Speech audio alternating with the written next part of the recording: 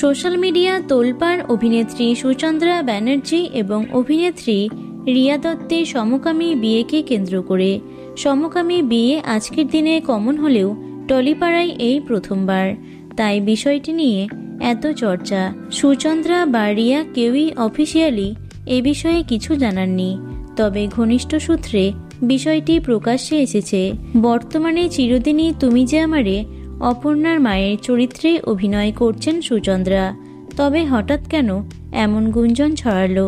সত্যিই কি এমনটা ঘটেছে? সুচন্দ্রা আদতে পাহাড়ি অঞ্চলের বাসিন্দা। শৈল শহরে তার একটি ছোট হোমস্টে আছে। সম্প্রতি 4 দিনের ছুটিতে সেখানে গেছিলেন তিনি। সেই সময় রিয়াও সম্ভবত শহরে ছিলেন না বলেই দাবি করেছেন কিছুজন। শুধু তাই নয়, রিয়াও সুযোগ পেলে প্রায়ই পাহাড়ি অঞ্চলে বেড়াতে যান। নেটিজেনদের দাবি, তার সামাজিক মাধ্যমের অনেক ছবি এবং ভিডিওয় পাহাড়ি অঞ্চলের দৃশ্য দেখা গেছে।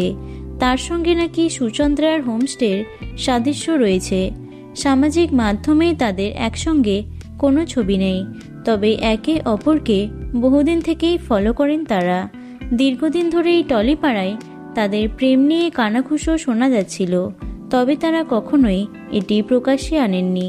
এই ব্যাপারে জানতে আনন্দবাজার পত্রিকার তরফে যোগাযোগ করা হয়েছিল অভিনেত্রী সুচন্দ্রার সঙ্গে, তবে তিনি স্পষ্ট বলেন অযথা গুঞ্জনকে পাত্তা দিতে চান না তিনি।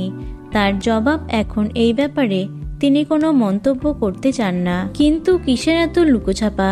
সুচন্দ্রা সরাসরি এই গুঞ্জনকে কিন্তু উড়িয়েও দেননি। এর আগেও সুচন্দ্রার সমকামী সম্পর্ক নিয়ে আলোচনা হয়েছিল। অভিনেত্রীর বয়স খুব একটা বেশি নয়, অল্প বয়সেই মা কাকিমা চরিত্রের সঙ্গে নিজেকে খাপ খাইয়ে নিয়েছেন তিনি।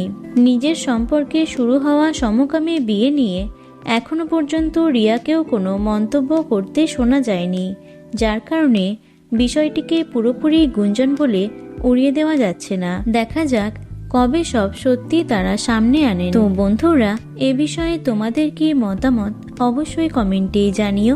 ভিডিওটি লাইক এবং শেয়ার করো।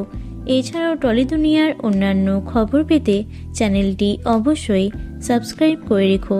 ধন্যবাদ।